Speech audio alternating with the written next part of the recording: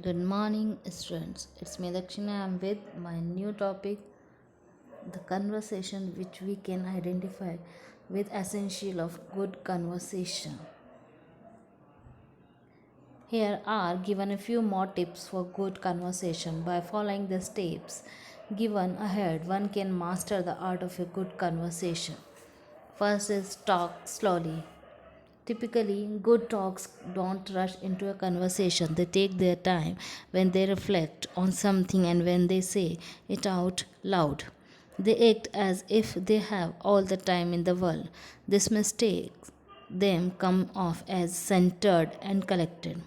Model this way of talking, and you will create the same effect. Second, hold more eye contact. Most people keep eye contact about 2-3 of the time or less than when they talk. It's very good idea to hold eye contact just a bit more than that. This will convey confidence and interest in interacting with them. Third is notice the detail. People with good conversation skill tend to notice the kind of things that the average person doesn't notice and to bring such details into the conversation.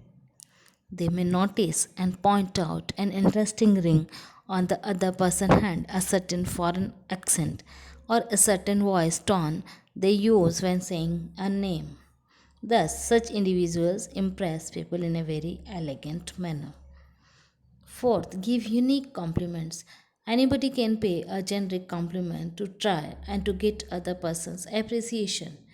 Charismatic people, on the other hand, are able to really pay attention to others, to look beyond the facade and thus pay unique compliments.